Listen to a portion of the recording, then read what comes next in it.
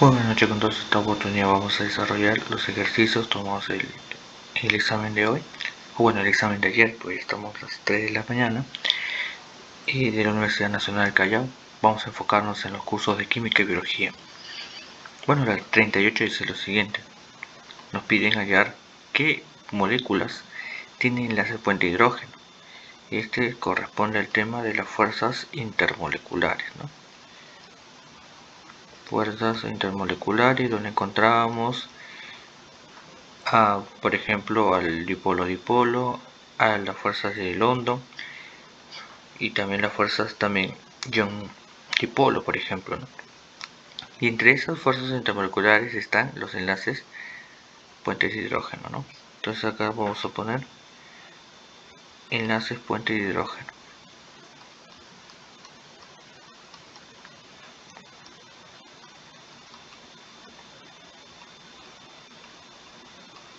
Ya está, los enlaces puente de hidrógeno. Los enlaces puente de hidrógeno son características, entre sus características importantes son de que el hidrógeno va a formar enlaces, ¿no?, con el famoso FON. Ahí está, el famoso FON, ¿no? Que sabemos que el FON es el flúor, oxígeno y el nitrógeno. Entonces vamos a ir viendo cuál de ellas va a tener un enlace directo, ¿no?, intermolecular, obviamente, entre el hidrógeno y cualquiera de estas, ¿no? Está cualquiera de ellas, ¿no? Entonces tenemos la primera. La primera tenemos el etanal, que es un aldehído, ¿no? Aquí tenemos el aldehído, tenemos acá el carbono, el hidrógeno, y vemos que no se forma. ¿Por qué? Porque cuando yo quiera enlazarlos con otra molécula igualita a ella, vamos a ver de que se va a enlazar con hidrógeno, ¿no? Ahí está, dos etanal unidos, algo que no va a formar un enlace puente hidrógeno. Así que este de aquí no es un enlace puente hidrógeno, ¿no? Entonces, por eso la primera no es un enlace puente hidrógeno, ¿no? Entonces vamos a poner aquí que la primera no es. La segunda, tenemos un alcohol, ¿no? Tenemos un alcohol. En este caso el alcohol es el metanol, un alcohol tóxico, ¿no? Tenemos aquí el metanol.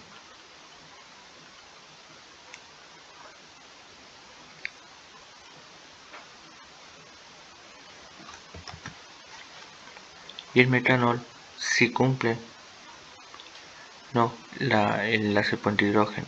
Por ejemplo aquí, ¿no? Ahí está.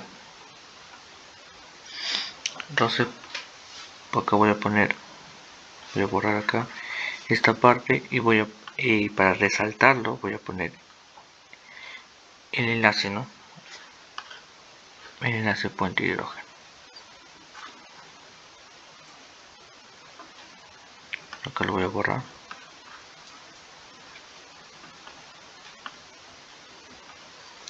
Y acá voy a poner el enlace, ¿no?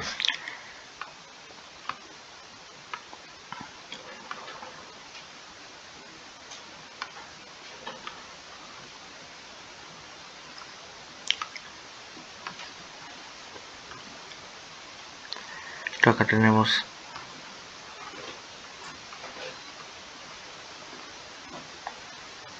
y ahí está, es el primer compuesto hasta ahora que tiene los enlaces puentes de hidrógeno. Ahí está. Entonces ese sí va. En el tercero nos da una amina, que es la metilamina, ¿no? La metilamina también tiene un desarrollo similar a lo que es el alcohol del caso anterior. Acá tenemos NH,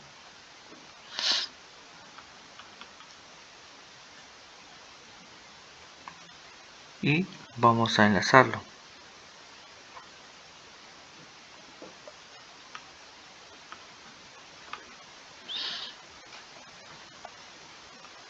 Ahí está el enlace. Y acá tenemos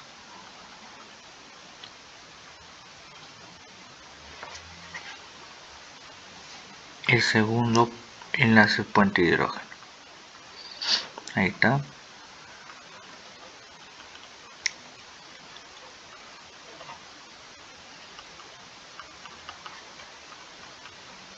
Ahí está. Entonces tenemos aquí el segundo enlace puente de hidrógeno. Hasta ahora van dos.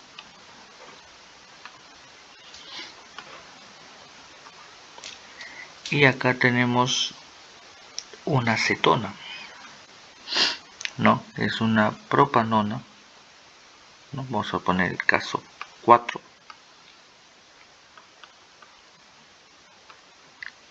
Ahí está el caso 4, tenemos la propanona.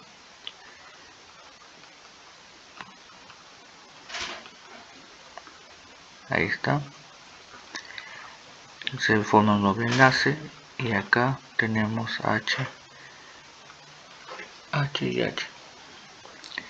Y acá para nada hay un enlace puente de hidrógeno, ¿no? ¿Por qué? Porque acá va a haber un hidrógeno, acá va a estar el carbono, ¿eh? No hay enlace puente de hidrógeno, ¿no? Entonces se forma un enlace HH, ¿no? Por lo tanto, no es un enlace puente de hidrógeno, ¿no?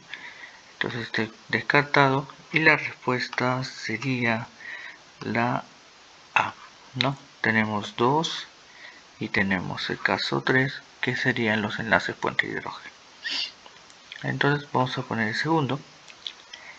El segundo dice los oxalatos son aniones, ¿no? Bueno, todo un texto para que al final nos digan que tratan de una composición centesimal, ¿no? Entonces acá tenemos, dice se presume es un oxalato de sodio y dice que la concentración de sodio, o sea, bueno, el porcentaje de sodio, mejor dicho, es de 34,33%, dice, ¿no? También nos dice que el carbono tiene un porcentaje de 17,91 y tenemos que el oxígeno tiene un porcentaje de 47,76%. Entonces vamos a ver el oxalato de sodio, ¿no?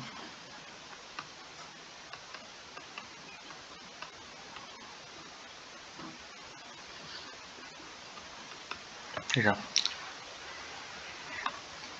Tenemos el oxalato de sodio. Entonces lo que se hacía para ver el tema de composición centesimal, con este tema vamos a ver lo que se llama la fórmula empírica y la fórmula molecular. Entonces tenemos esos porcentajes. El método típico era que todo lo pasemos a gramos, ¿no? Entonces sería 34,33 gramos, ¿no? Y ahora, esto pasa a gramos. El primer paso era dividir entre el peso atómico, ¿no? Entonces ese era el primer paso fundamental, ¿no? Dividir entre los pesos atómicos. Entonces el sodio tiene la particularidad de dividirse entre su masa atómica, que es 23, ¿no? Acá tenemos el carbono, que tiene 17,91 y lo dividimos entre 12. Y el oxígeno, acabo de borrarlo, acabo de ponerlo bien, 17,91.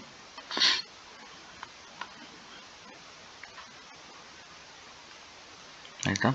Y el oxígeno es un 47,76 dividido entre su masa atómica, que corresponde a 16, ¿no?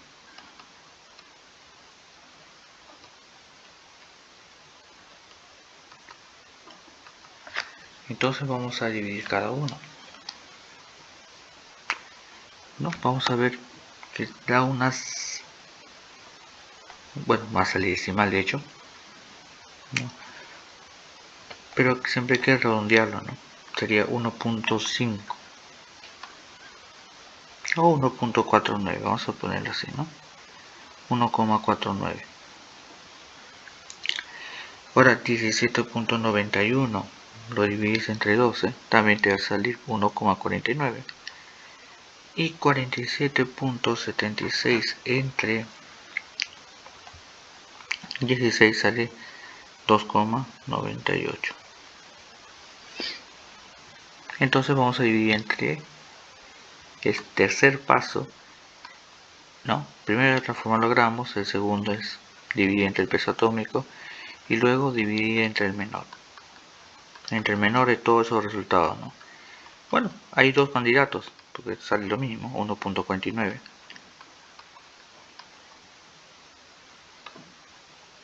Entonces sería acá el sodio 1,49 entre 1,49, el carbono de igual forma y el oxígeno 2,98 entre 1,49. Bueno, si dividimos, acá sale 1, acá sale 1 y acá sale 2. Entonces ya tenemos la fórmula empírica, que también nos pide, ¿no? Nos piden los dos.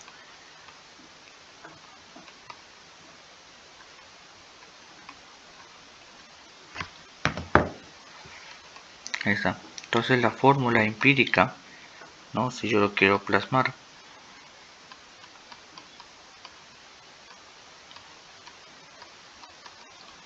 es igual a C, o bueno, claro, NaCO2, ¿no? Esa es la fórmula empírica. Y la fórmula empírica, ¿no? Si hacemos su peso sería, a ver, acá vamos a ponerle su peso, 23 más 12, 16 por 2 sería, ¿no? 32, 23 más 12 más 32 me sale 67. Entonces al momento de sumar todo, ¿sale cuánto? 67. Y luego dice, ¿no? De que el peso o la masa molar de la fórmula molecular, ¿no? Va a salir, ¿cuánto? Na X CX o 2X, donde X es igual a 134 entre ¿cuánto? Entre 67. ¿Y cuánto sale ese resultado? Acá voy a borrarlo. Curiosamente es el doble, ¿no? El 134 es el doble de 67. Eso sale 2.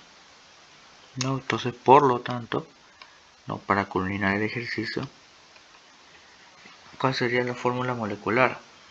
Sería, voy a poner aquí, Na2, C2 o 4. Esa es la fórmula molecular. Ahí está, fórmula molecular. Entonces tengo la empírica y tengo la fórmula molecular, ¿no? ¿Y cuál sería la clave? Sería, tengo que buscar dónde está, y sería la D, ¿no? Ahí está. Y bueno, vamos a seguir. La 40. Dice, nos pide ver qué grupos funcionales, ¿no? Entonces teníamos varios grupos funcionales, ¿no? Por ejemplo, el ejercicio anterior, el 38, vimos el grupo aldehído, que tiene una forma de un radical con este grupo funcional, ¿no? Tenemos ese de ahí, ¿no? Así que lo puedo resaltar, ¿no? Creo que borraría el radical y le pondría otro color para resaltar justamente al grupo funcional. Por ejemplo, para un éter, ¿no? Un éter que me interesa en este problema, ¿no? Voy a poner un éter. ¿no? Tiene una forma así, ¿no? Está rodeado por dos grupos R, ¿no? A otro se le llama el grupo R', ¿no? Esos grupos R sabemos que son carbonos, ¿no? Están compuestos o están formados de carbono. Ahora, no confundir éter con éster, ¿no? El éter, ¿no? Tenemos aquí un R. Tiene un gran parecido a él, solamente que se le agrega un O. Y acá hay un R', ¿no?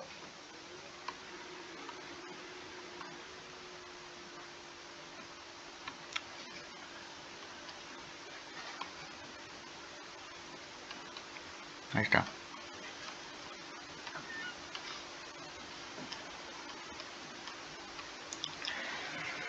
Entonces, en el problema, vemos aquí, ¿es un éter? Claro que sí, ¿no? Acá tenemos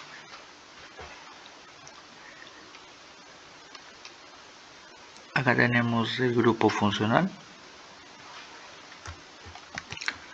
aunque también, por lo que estoy viendo en el ejercicio, tenemos que ver los grupos de prioridad, ¿no? Entonces, en los grupos de prioridad pasa lo siguiente, acá voy a poner grupos de prioridad.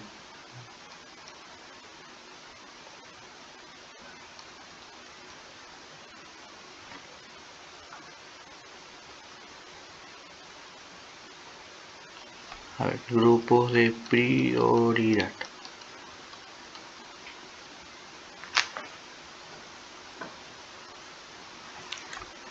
Entonces, en los grupos de prioridad, el ganador de todos, ¿no? Era el aldehído. Digo, el ácido carboxílico, perdón. El ácido carboxílico era el ganador. O sea, si dentro de un compuesto químico orgánico hay varios grupos funcionales a la vez, puede haber un carboxílico, puede haber un aldehído, no sé, un éter. El grupo que siempre sale ganando es el carboxílico, ¿no? Es el grupo que gana. Y bueno, tenemos aquí el ácido carboxílico que gana, ¿no? Y bueno, tenemos acá también otros grupos funcionales, ¿no? Y que tenemos el éster. Ok, bueno, el éster no está aquí, ¿no? Acá reconozco dos, que son el grupo del alcohol y el grupo del éter, ¿no? Entonces tendríamos que saber quién gana, ¿no? Un éter o un alcohol, ¿no? Entonces, entre un alcohol y un éter, el grupo de prioridad, o sea, si están los dos en simultáneo, el que tiene mayor prioridad es el alcohol, ¿ya? Tiene una mayor prioridad, ¿ya? Es una prioridad con respecto al éter. Entonces, ¿es un éter? Falso. No, no es un éter. No, entonces la primera es falso. Es un alcohol, ¿no?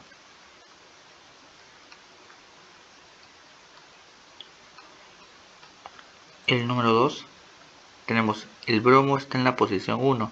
Ahora, si es un alcohol, tenemos que nombrarlo en función a quién, a su grupo funcional. Entonces, por donde más cerca es por aquí, ¿no? 1, 2, 3, ¿no? Y así, entonces estamos cerca del grupo funcional, ¿no? 4 y 5, ¿no? Ya, este es otro grupo funcional, otro sustituyente, ¿no? El de aquí, ¿no? Entonces, el grupo, el 2 está en la posición 1, no, es falso, ¿no? En la posición 1 no estaría el bromo.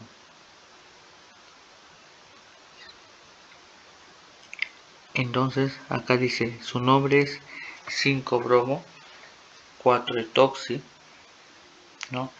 Etoxipentan, pentan 2 ol, ¿no? Entonces, acá, bueno, la 2 es claramente falso, ¿no? Está en posición 5.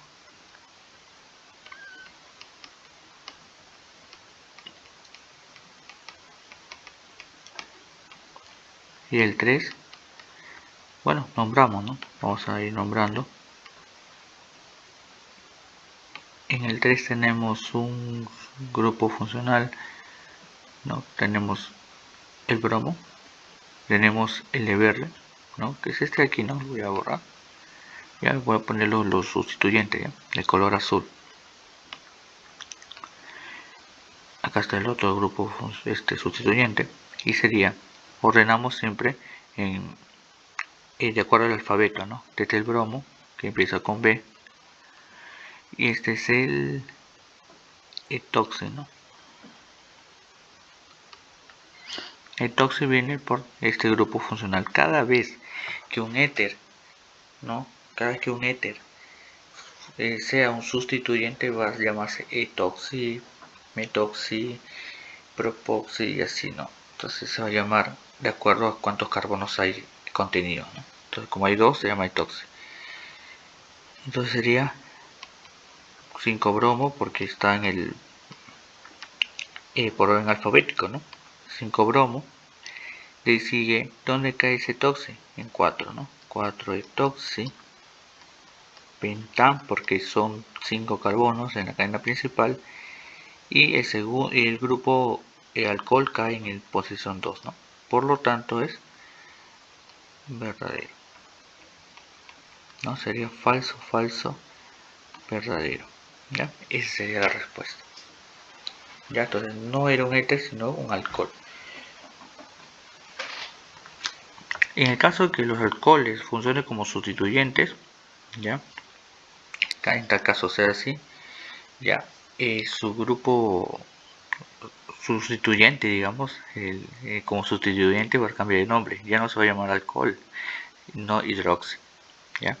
Ya saben, etoxi es un éter cuando funciona como un sustituyente y los alcoholes cuando funcionan como sustituyente se le va a llamar hidroxi. ¿Okay? Bueno, pasamos a la siguiente. Tenemos aquí una reacción, ¿no? En el caso tenemos el carbonato de calcio, perdón, carbonato de calcio más 2 cloros me da el monóxido de dicloro, o también llamado anhídrido hipocloroso. Tenemos aquí el cloruro de calcio y el CO2. Aparenta ser, ¿no? Sí, sí está balanceado, ¿no? Tenemos todo un calcio, 4 cloros, 3 oxígenos. Sí, está todo balanceado. Entonces los gases se recogen en un recipiente, ¿no? A 20 litros a 20 grados Celsius, donde se determina que la presión parcial del CO2 es igual a 1.1 atmósferas, ¿no?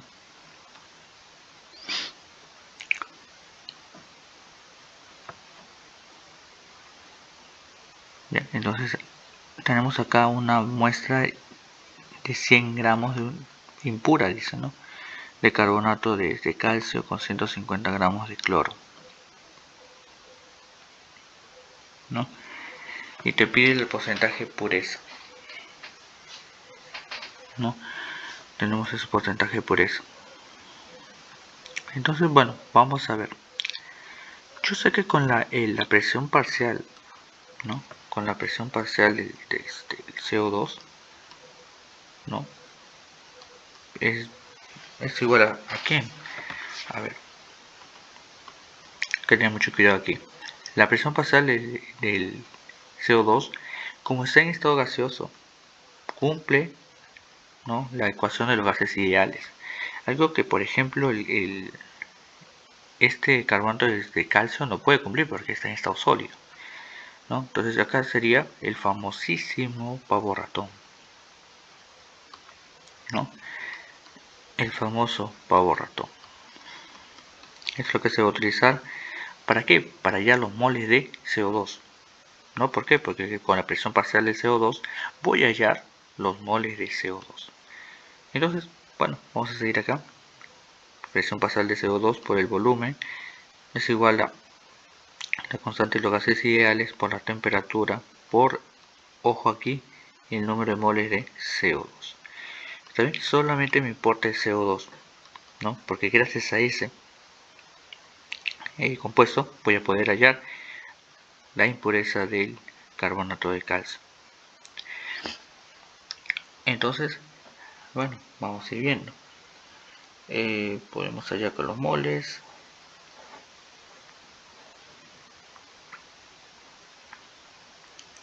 Acá ya vamos a reemplazar. Entonces sería la presión parcial es 1,1 multiplicado por el volumen, que es 20 litros, y la temperatura. Ojo que la temperatura siempre tiene que transformarse a Kelvin, que sería en este caso 293 Kelvin.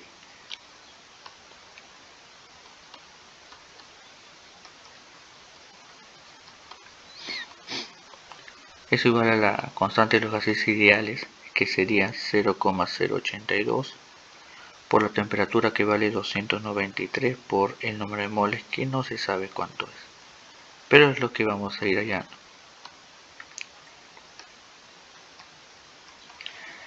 Entonces, si calculamos todo esto, podemos ver los moles de CO2 que se están dando, ¿no? Entonces acá tenemos 1.1 multiplicado por 20 dividido entre 0.082 dividido entre 293, ¿no? Entonces todo esto sale ¿cuánto? 0,92 moles, ¿no? Estamos hallando los moles, ¿no? Entonces los números de moles, ¿no?, de CO2 vale ¿cuánto? 0,92, bueno, moles, ¿no? Ya, un dato relevante, ¿no? Porque para poder hallar yo esto, tengo que saber cuánto se formó en los productos. Entonces se ha formado ¿cuánto? 0,92, ¿no?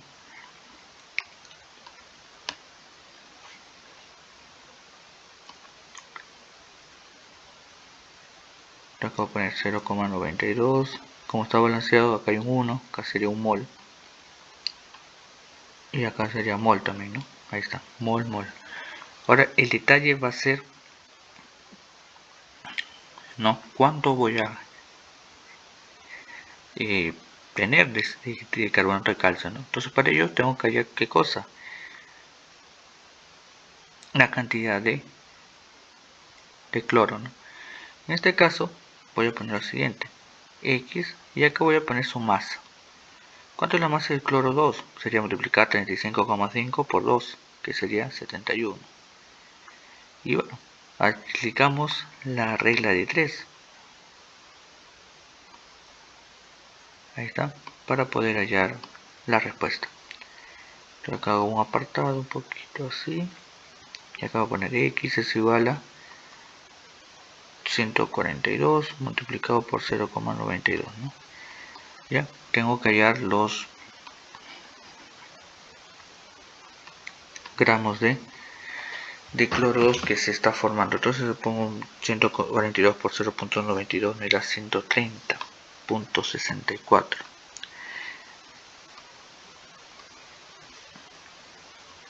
Eso es gramos de cloro. Ya, son 130,64 gramos de cloro. Ahí está. Entonces está formando esto. Y con esto puedo hallar esta cantidad. Otra regla de 3, ¿no? Acá tengo Y. Y abajo tendría 100 gramos que pesa el carbonato de calcio, ¿no? Así que se puede confirmar, ¿no? Calcio pesa 40, 12 más 16 por 3 es 48. Sumamos y te sale 100, ¿no? En el caso que tengan una duda en la masa del carbonato, ¿no? Ya pesa 100. Entonces acá otra regla de 3, ¿no? Ya, en este caso vamos a ir viendo cuánto vale, ¿no?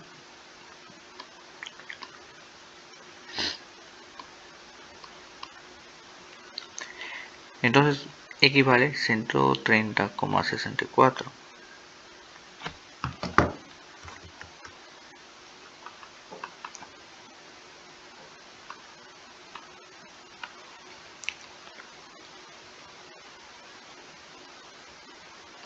Ahí está. Multiplicado por 100 es igual a 142Y.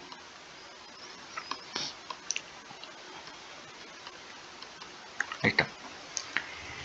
Entonces si multiplicamos por 100 y entre 142 me sale que hay ¿cuánto? 92. 92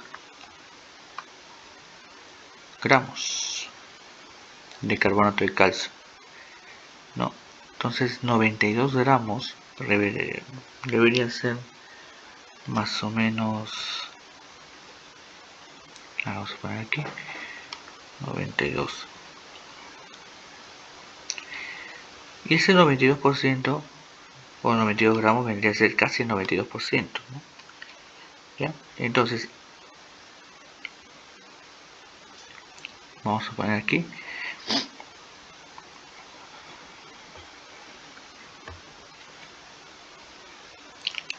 acá están 92 gramos de KCO3, pero eso es un porcentaje de lo que tiene el KCO3, ¿no? Que tiene 100. Y bueno, el resultado más cerca, ¿no? Sería ¿cuál? El 91.6, ¿no? por ciento. Que bueno, vendría a ser los 92 gramos sobre 100 por el 100%, ¿no? Ahí está. Ya, porque te pide qué cosa. Estas son las impurezas. ¿Ya? Estas son las famosas impurezas. ¿Ya?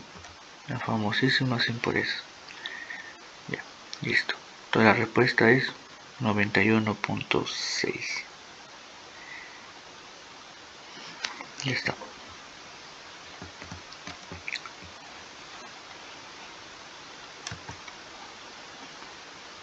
Pasamos al siguiente. Esa es nomenclatura, ¿no? Nomenclatura inorgánica, ¿no? En este caso nos dan HNO2, H2SO4, me dan H2CO3 y me dan H2SeO4. Entonces, bien, acá tenemos lo siguiente. Sabemos que el nitrógeno trabaja con más 3 y más 5, ¿no? Acá este es oso y acá es ico. Entonces acá tenemos, recordad que el hidrógeno es más 1 y este es menos 2. Menos 2 por 2, menos 4 más 1, menos 3. Para que llegue a 0 más 3, ¿no? Ahí está. Entonces hemos agarrado el menor. ¿Cómo se llama? Primero hay que saber su grupo funcional. Cuando yo tengo el H, 1 metal al medio y el oxígeno a la derecha, este es un ácido, oxácido. Ya, entonces, ¿cómo se va a llamar? Ácido nitroso. Ya, se va a llamar ácido nitroso. Ahí está. Por lo tanto, está bien. Y por cierto, falta uno, que es el HBRO3, ¿no? Ahí está. En el caso del otro ácido que está aquí, todos son ácidos, ¿no? Como se pueden dar cuenta, todos son ácidos. Acá sería menos 2 más 1. Menos 2 por 4 sale menos 8, más 2 sería menos 6, ¿no? Y para que llegue aquí sería más 6. ¿Ya? Hay que tener en cuenta las valencias o los estados de oxidación, ¿no? del azufre, ¿no? Del azufre son los siguientes: más 2, más 4, más 6, ¿no? Será más 2 será hipooso. Si más 4 es oso. Y si más 6 sería ico. ¿Ok? Acá un poquito que lo voy a mandar para abajo. Ahí está.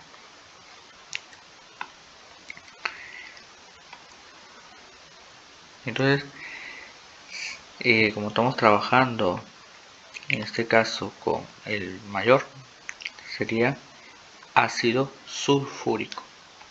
¿ok? Ese es el ácido sulfúrico. Está mal, ¿no? Entonces el segundo está mal. Vamos a ver el tercero. Acá hay más 1, menos 2, y acá sería más 4, ¿no? 2 por 1 es 2, más 4 6, menos 6 sale 0. El carbono utiliza más 2, más 4. Oso y como estamos utilizando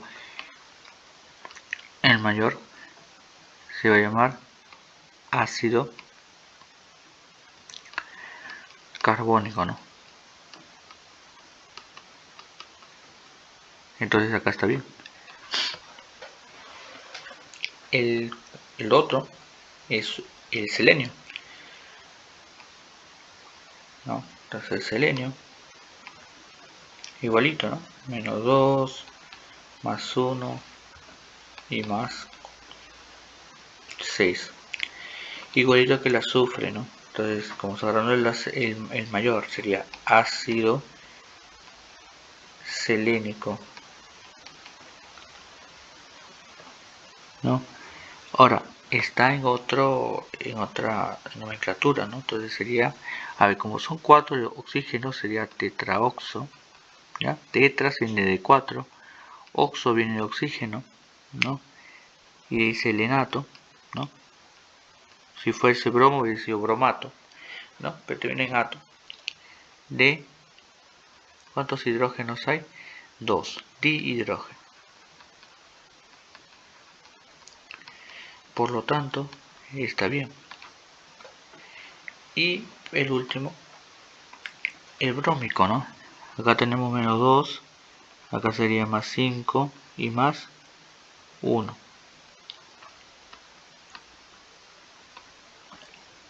Y el bromo tiene más 1, más 3, más 5, más 7. Es uno de los que más tiene, ¿no? Junto con el cloro. Entonces acá tenemos, este es el hipooso, oso, ico y perrico. Como estamos utilizando el quinto, cosa del estado de oxidación más 5, ¿sería cuánto? Sería ácido brómico.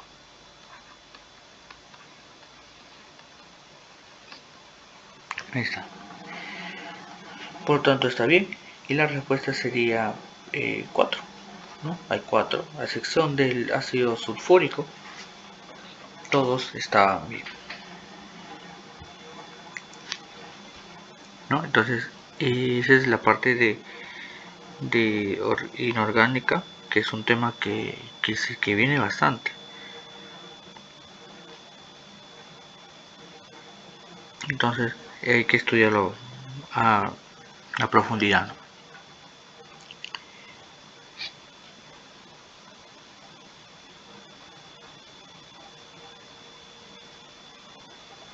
Ahora, acá también vamos a ver en el caso de la nomenclatura,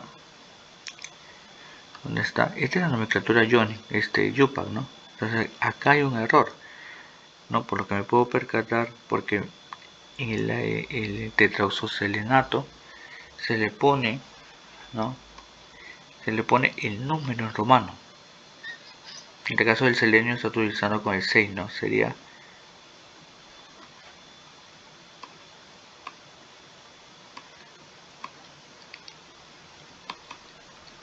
acá sería así, ¿no? 6, ¿no? Este 6 de aquí proviene de aquí, de esto, ¿no? Y no iría de hidrógeno, simplemente va hidrógeno, ¿no? En el stock sí podría ser. Bueno, acá sí va de hidrógeno, pero el que faltó fue este, ¿no? Por lo tanto acá está mal. Serían 3, ¿no? ¿Ya? Entonces hay que tener mucho cuidado con ellos, ¿no? Bueno, está muy bonito el problema, ¿no? Sobre todo para nombrar los nombres, digamos, de estos compuestos, ¿no? Llamados ácidos oxácidos. En la siguiente tenemos aquí es el tema de equilibrio, ¿no? Tenemos el tricloruro de fósforo más el cloro es igual a el pentacloruro de fósforo, ¿no? Tenemos esos dos, o bueno, esos tres, ¿no? Y vemos que es una reacción reversible, ¿no? Es importante que sea reversible. Ya, en un recipiente se llena con una mezcla de ellos, se deja en reposo a 450 Kelvin. Bueno, por si acaso vamos a poner los 450 Kelvin, ¿no? Para que llegue al equilibrio, y se encontró que las presiones parciales en el equilibrio es esto, ¿no? Entonces ya te dan las presiones parciales en el equilibrio, ¿no? Acá tenemos la presión parcial del PClO3, tenemos la presión parcial del cloro 2 y la presión parcial del PCl5.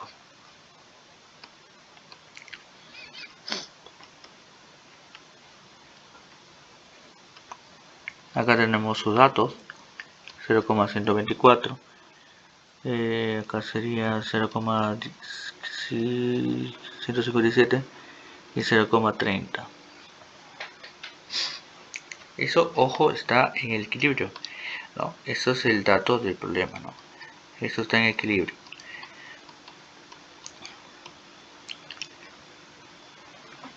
Y te pide el valor de la verdad de cada uno, ¿no? Dice el valor de Kp para esa reacción vale 67, ¿no? Como 87. A ver, el 1. El Kp va a valer en la presión parcial del PCl5, ¿no? Elevado a su exponente, pero como no hay nada es 1, sobre la presión parcial del cloro 2 por la presión parcial de PClO3. ¿Ok? ¿Ya? Recuerden que siempre se empieza con los de arriba, con los productos, ¿ya? Y los reactantes van abajo, ¿ya? Ese es el Kp, ¿no? Y ya tenemos solamente que reemplazarlo.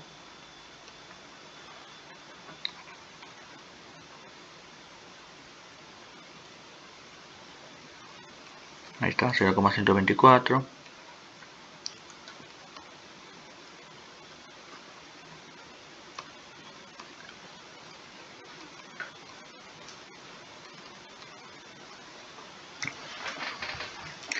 Entonces ya tenemos el valor de Kp.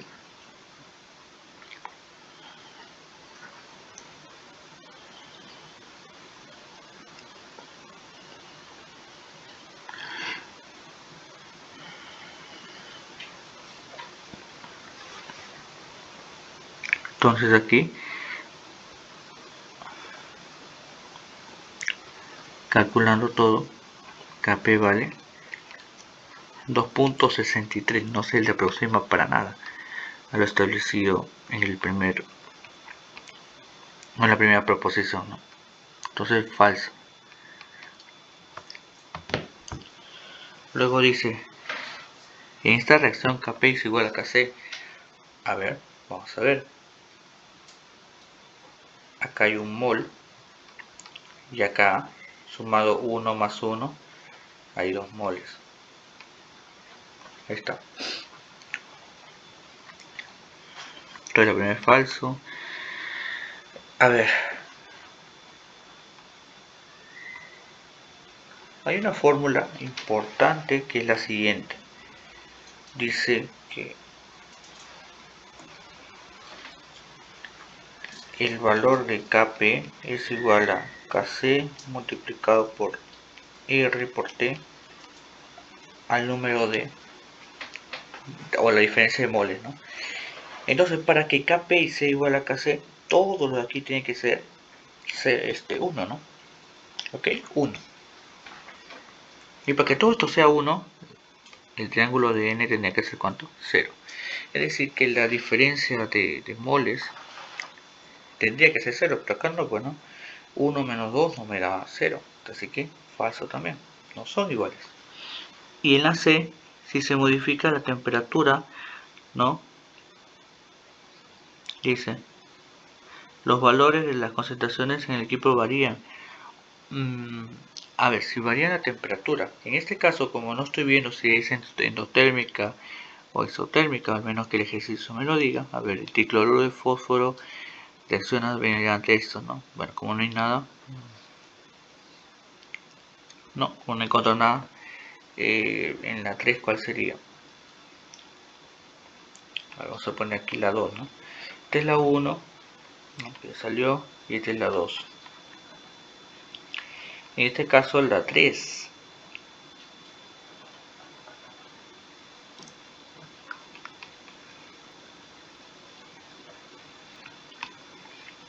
En el caso de la 3,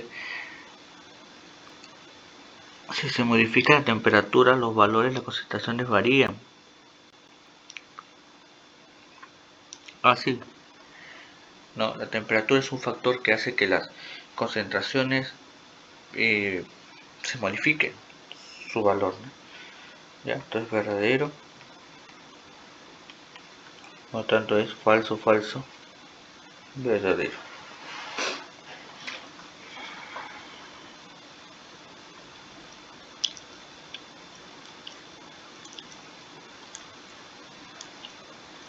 Ok, ya tenemos ese ejercicio. Vamos a pasar a la 4.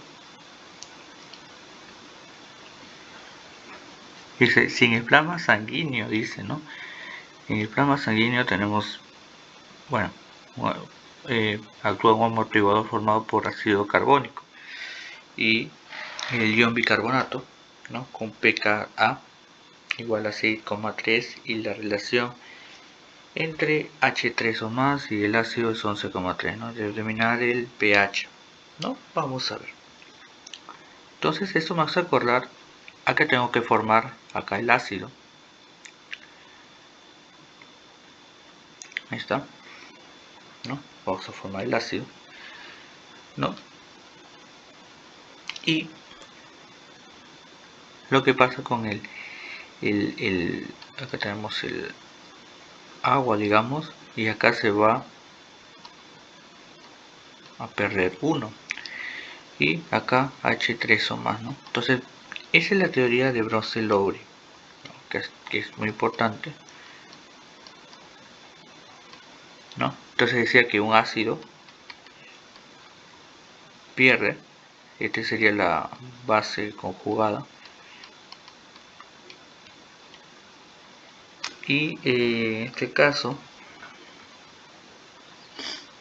esta sería la base, y acá tenemos el ácido conjugado, ¿no? Entonces podemos formularlo así, ¿no? Entonces nos dan los datos, por ejemplo, nos dan el dato de que el pK sub A vale 6,3,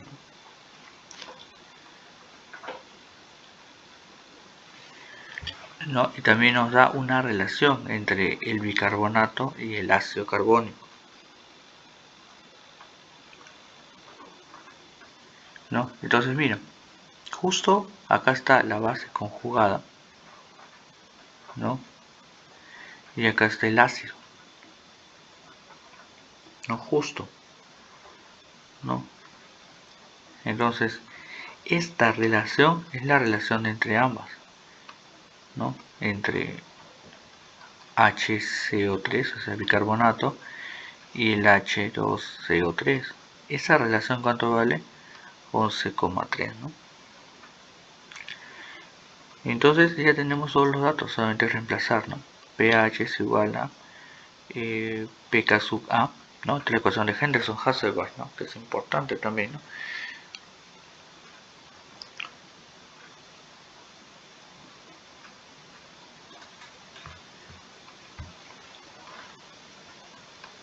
Acá está, ¿no? El pk sub a me da el valor 6,3 más el logaritmo, ¿no?, de, en este caso, 11,3. Y bueno, ya me dan el dato. Por algo me han dado el dato. 6,3 más 1,05 sale igual a que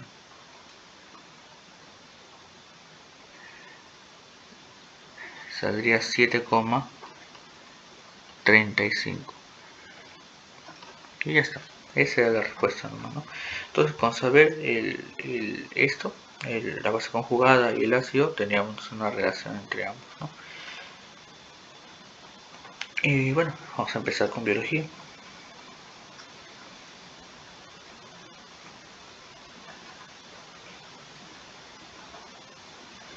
Biología viene a pasar lo siguiente, ¿no?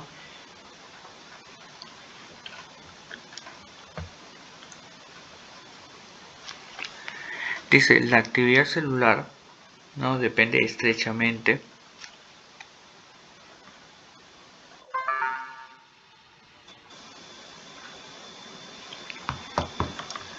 un momentito, acá, ya.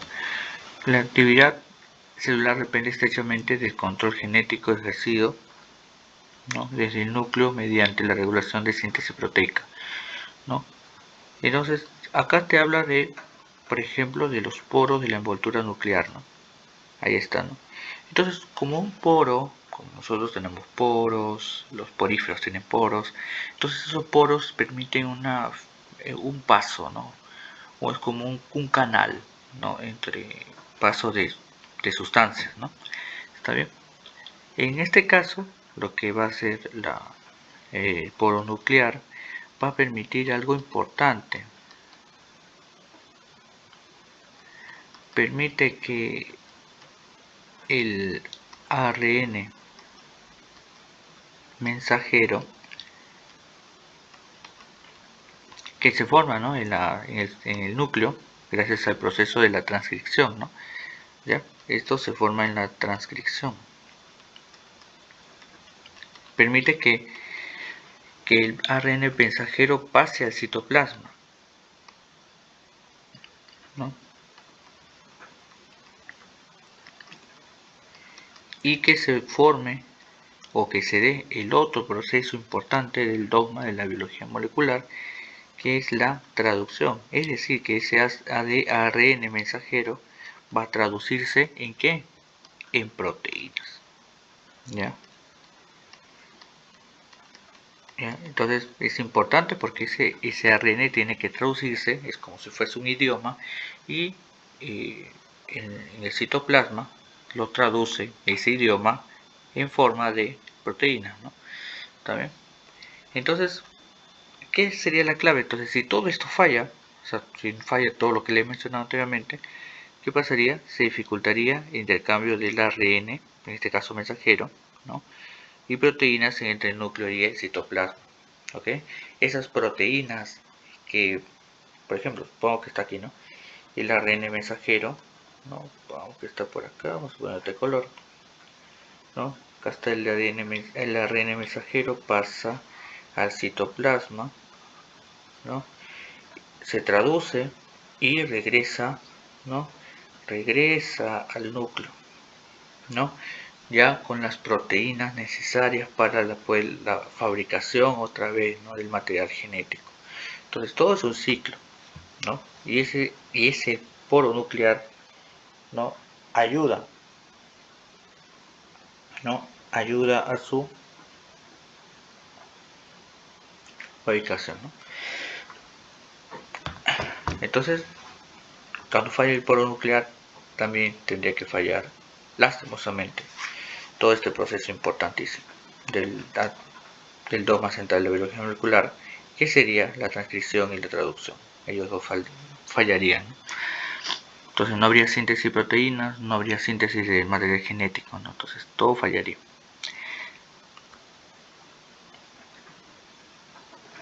En este caso, dice que tenemos acá el crossing over, ¿no? Bueno, no se considera crossing over porque crossing over son momentos aleatorios, ¿no? Donde se dan indefinidos resultados, pero lo que sí me menciona es la segregación independiente.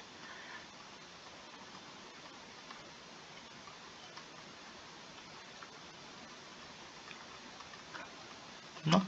Esto es algo corto, ¿no? Porque obedece a las probabilidades, ¿no? Hay un principio, ¿no? Que lo han visto en aritmética, que es el principio de la multiplicación, ¿no?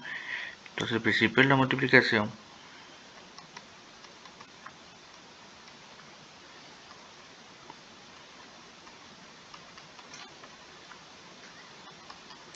dice de que hay sucesos, ¿no?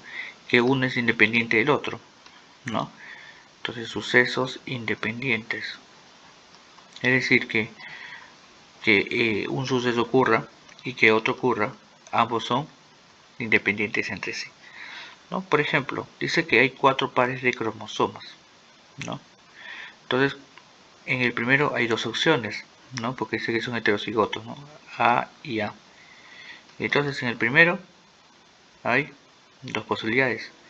Dice que hay otro par de cromosomas, vamos a ponerle así, otros 2 más. Hay un tercero, hay 2 más. Y un último, que sería 2. ¿Y cuánto sería todo? 2 por 2 por 2 por 2. Y eso sale 16 combinaciones distintas, ¿no? Todo por el proceso de, o el principio, perdón, de la multiplicación. ¿Ya? Es importante saber ese principio, ¿no? O bueno, la fórmula también dice, ¿no? Que esos sucesos, ¿no?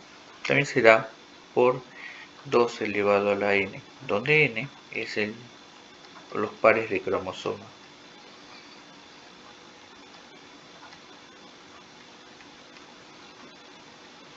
¿Ya? En este caso, ¿no? Ok.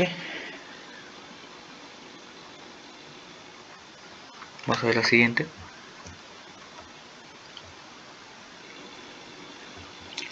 Esta pregunta también se resuelve por sí misma, ¿no? Porque dice la formación de orina, ¿no? La formación de orina comprende procesos secuenciales altamente regulados dentro de las nefronas renales, ¿no? ¿Cuál de los siguientes procesos permite recuperar las sustancias útiles hacia la sangre? ¿No? Obviamente que la primera no es porque la secreción salival digestiva no tiene nada que ver con la filtración del riñón, ¿no? Eso no tiene nada que ver. La segunda es la micción vesical refleja, ¿no? Que habla pues, ¿no? de el llenado y el vaciamiento, ¿no? El vaciado de la vejiga para expulsar la orina, ¿no? O sea, primero la vejiga lo almacena, ¿no? Entonces la vejiga,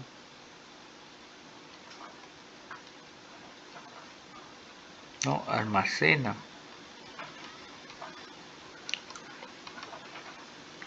¿ya?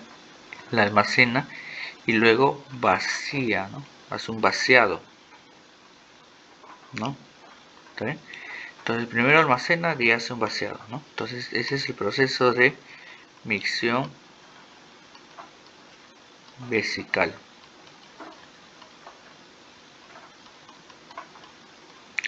Esto bueno, para nada tiene que ver porque no hay nada de recuperación, ¿no? Ahora, la filtración glomerular, ¿no? Eso tiene que ver con el plasma, ¿no? Con el plasma, ¿no? Entonces, son cuánto es el volumen, ¿no? Entonces, tampoco no es, obviamente, pero cuánto es el volumen, ¿no? De plasma,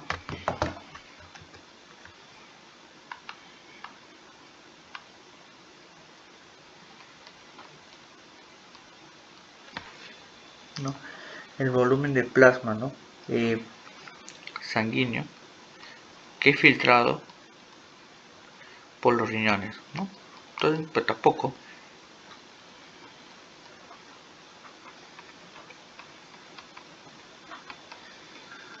no hablan de recuperación. Lo que sí es, bueno, tampoco, ¿no? Porque son funcionales no tiene nada que ver.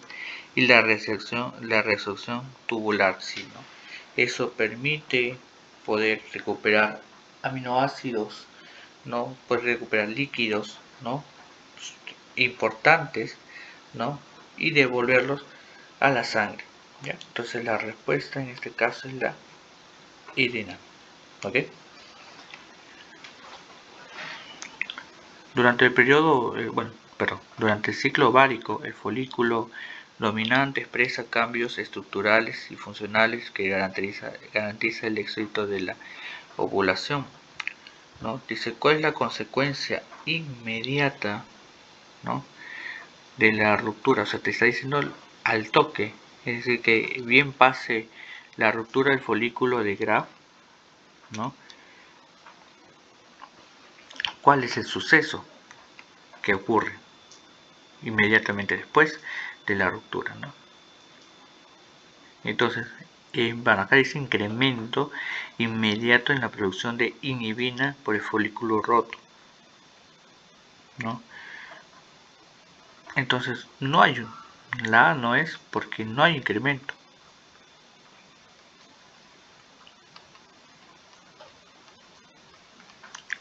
No hay incremento, ¿por qué? Porque dice que el folículo está roto.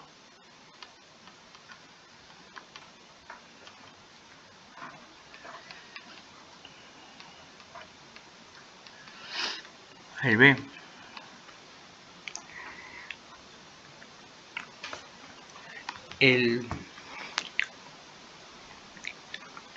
Acá dice aparición del cuerpo albicans. No, eso ocurre después, ¿no? Mucho después. ¿No? Mucho después, incluso con la formación del cuerpo lúteo. Tampoco no es, ¿no? El C, formación inicial del cuerpo lúteo, ese sí es, ¿no? Lo que se hace al toque, ¿no? Inmediatamente la ruptura del folículo de Graf se forma, ¿no? El cuerpo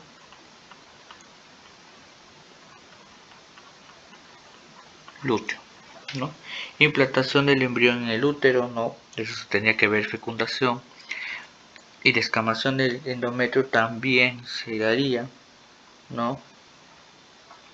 Por dos cosas, o por menstruación o por una fecundación. Entonces la respuesta es la C, ¿no? Se va a formar el cuerpo lúteo, ¿no? Gracias a la hormona LH, ¿no? Hormona LH, ¿ya? Esa hormona LH, ¿no? Que es la, bueno, incluso el nombre lo delata, ¿no? ¿No? La hormona, ¿no? Luteizante, ¿no? Luteinizante. Gracias a esto se forma el cuerpo lúteo, ¿no? Justo después, inmediatamente después de qué? De la ruptura del folículo de Graf. Una especie introducida en un ecosistema donde existe otra que utiliza exactamente los mismos recursos. Es decir, que va a haber competencia, ¿no? Entonces va a haber una pelea entre la especie 1 y la especie 2. ¿Por qué? Porque ambos utilizan los mismos recursos. Es decir, que como por ejemplo en economía se habla de la escasez, esto de aquí va a producir un enfrentamiento justamente por la escasez del recurso. Entonces dice, ¿qué resultado es más probable a largo plazo? ¿No? Vamos a ver. Competencia intensa con tendencia al desplazamiento de una de las especies, puede ser. No puede que una de las dos gane. Formación inmediata de un nuevo bioma, no tiene nada que ver. Incremento simultáneo y limitado de ambas poblaciones, no, más bien lo contrario, si se van a estar matando, ¿no? ¿Por qué? Porque necesitan los recursos. Entonces no puede haber incremento, a menos que los recursos sean ilimitados, ahí sí podría ser, ¿no? Convención automática de ambas especies es mutualista, no, tampoco, no van a ser mutualistas, ¿no? Desaparición de los factores abióticos tendrá que ver en la, ¿no? Va a haber una competencia, ¿no? Una competencia brava va a haber entre dos especies. Algunas aves construyen sus nidos en árboles sin afectar significativamente al organismo que afecta. ¿Qué relación es? A ver, es una relación más y acá neutra, ¿no? Hay uno beneficiado y el otro no le pasa nada. El mutualismo no es, porque ahí es una relación más. Competencia, no tampoco, menos. Parasitismo, no, más y otro menos, no. El inquilinismo podría ser porque estamos hablando de inquilinos, y la depredación no, pues no, porque sería que el ave se coma al otro, ¿no? Esta respuesta sería el inquilinismo, ¿no? Es decir, que uno, ¿no?, toma como casa sin dañar al otro organismo, lo toma como su hogar. ¿Ven? Y bueno, sería todo por el día de hoy. Muchas gracias y espero que le agrade el video.